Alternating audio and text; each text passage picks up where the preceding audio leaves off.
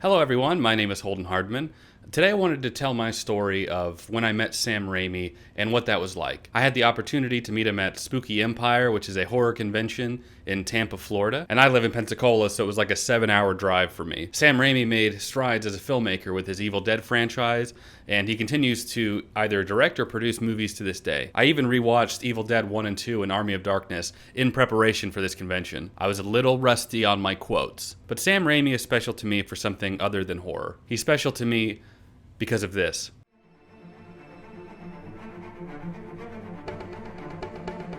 Here. Over here, Uncle Ben.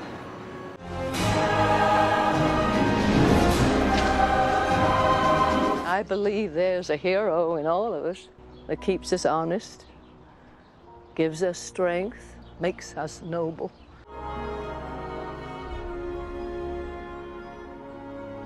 In case we die. You do love me. I do.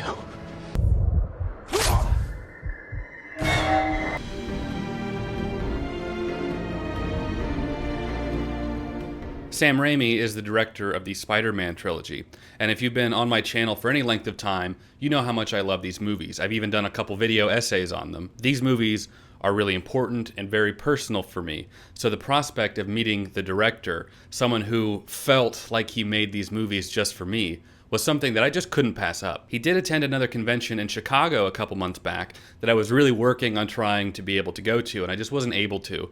And so I thought that that was it. I would never get the chance to ever meet him again. I never knew him to go to conventions before, and as far as I was aware, that was the only convention he had ever gone to. But then I found out he was going to Tampa, and I just had to be there. I assembled a small group of friends, and we set out on our 7-hour road trip. My entire objective for this convention was to meet Sam Raimi, so all the other stuff that we experienced at the convention was really just a bonus for me. When we got to the convention, I headed straight for the celebrity floor, and unfortunately, Sam wasn't even scheduled to be there until 2 p.m., so I was there a couple hours earlier. So I just lollygagged, I went to a panel, and checked out some of the really expensive stuff that the vendors were selling, some of which was bootlegged, by the way. I got in line about 30 minutes before Sam was supposed to be there, and his line was already crazy long. Because I just had little standard passes, I had to wait for all the VIP people and all the fast pass people to go ahead of me. So my line didn't even start moving until an hour after Sam was already there. But then I saw him. Peered through the curtain, and there he was. He sat down with his little briefcase, began signing stuff and meeting people, and I was so excited. Before I left my home, I was thinking really hard about what I wanted Sam Raimi to sign. I don't have like a whole lot of super rare collectibles from the movies, but I do have some cool stuff laying around. Like maybe my Spider-Man 2 poster that's in the back of like every single video. I could maybe have him sign that. But I didn't really have any good way of transporting it last minute, so I thought maybe my Blu-ray collection, I could have him sign the front of the Blu-ray trilogy. That was my backup if I didn't have anything else. But then I remembered. Some friends of mine who own a local game shop, shout out to the Video Game Trading Post here in Pensacola, they came across a Spider-Man limited edition DVD set from like back in 2002. And they gave it to me a while back because they know how much of a fan I am of Spider-Man. Well, inside this set was a limited edition 35mm film still with a quote from Sam Raimi on the back. And it had been virtually untouched since it was produced, and I had it in my possession. So that's what I brought to get signed, and I could also frame it. So here's the cell, and then here it is just as a regular image, and you know, obviously it's signed already. On the back is Sam Raimi's quote, and then like a description of the cell. The closer we got, I began to see him, and I would get a little bit more and more nervous. I've said before that I don't really get starstruck anymore when I meet celebrities, because I've been to enough cons and I met enough of them, so where I can be a little bit more relaxed. But it's a little bit different still when you meet somebody who's made something like a movie or a TV show or any piece of artwork that has affected you personally. And that's what these movies are to me. As the line began to progress, we heard some of the staff say that filming and pictures were absolutely not allowed when it came to Sam. So my buddy just filmed the floor, and I just recorded all of the audio. I did ask in advance if I could just film his hands signing my picture for me, but I was quickly rushed by his handler, who just came out of nowhere like a bat out of hell and was like, no filming. I know that they said no pictures or anything. I was gonna see if I could get just a video of your hands just signing. If not, okay, no problem. So I quickly backtracked. I was like, that's okay. And then I just went into talking to Sam. In the audio, when I played it back, you can tell how nervous I was. So I'm a little bit embarrassed to to even play it back for you. What was so nice about meeting him was how genuine he seemed to be. Hi, Hello, sir. I'm Holden. Hey, Holden. Sam. Nice to meet you. Nice to meet you too. When I was experiencing meeting him in person, the whole thing seemed to go much slower than it did when I played it back. And you can hear Sam sort of in the distance on the microphone, just because it's a condenser mic and it was just picking me up, but he was right there. But when I told him, just how impactful the movies were for me, you can hear him very faintly just say, "That just made my day." These movies were really impactful for me. So, Well, thank you for sharing that with me. Makes my day, actually. yeah, well, I was just like, "Sam, you've made my life." In person it was louder, but I was just so happy. I was just so happy. But I'm not delusional about it. I know that dozens upon dozens of people who he already met that day have said similar things about his other pieces of work, and or even Spider-Man still. But I was just glad he also said it to me.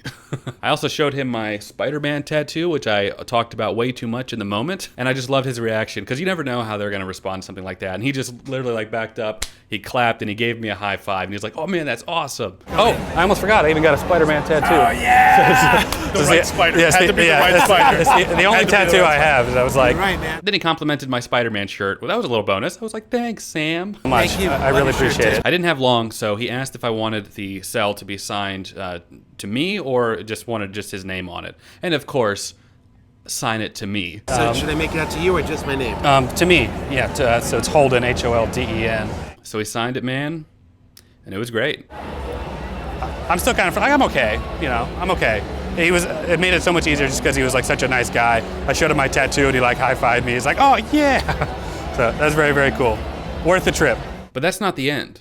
Sam also had a Q&A, and I was there. And it was the absolute highlight of this trip. And I think it confirms my thoughts about him being a genuine guy. For context, Bruce Campbell came about 30 minutes after Sam Raimi was there, and he had this huge security detail with him, and he walked right past us. Bruce has this cool guy celebrity persona, walking in with sunglasses and stuff, a really nice suit and everything, which is really great and really fun. And I hear that his Q&As are just a whole experience in and of themselves. Sam, on the other hand, when I met him, and even at his Q&A, he's very, very soft-spoken. I don't know if it's a shyness thing or an introvert thing, but I just relate a little bit more to that. At his Q&A, I was ready to film it. I had my camera out and everything. And then, of course, they make an announcement that no filming is allowed, or pictures. So naturally, I recorded the audio. It's not very good. It's not very clean.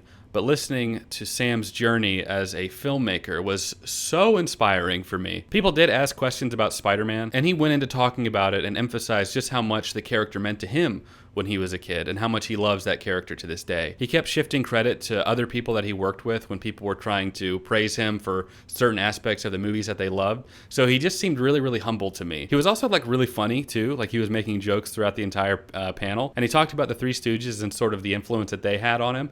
And which he's also, I found out later, talked about in other interviews as well. This was meaningful for me in a different way. And this is going to get a little bit, maybe too personal. But before my dad passed away, the Three Stooges was something that we would watch together. And the medium of old movies and old TV shows was one of the only things that we ever really bonded over. So of course Sam Raimi brings that up because you know how often people talk about the Three Stooges, and so now I'm getting emotional for different reasons. Honestly, after the Q&A, I felt so inspired and lucky to have met this guy who has no idea who I am, who will probably never see this, who has made such an impact on me, a stranger. He has given me so much, and I would honestly not be the person I am today without Sam Raimi's Spider-Man. And for the Raimi memers that are here, someone did bring up High Top's video essays of Sam Raimi at the Q&A. YouTuber put out these videos just going in depth about how brilliant the filmmaking on the Spider-Man films were. Have you seen those? I don't think I have. I highly recommend it. Made me love your movies that much more. So.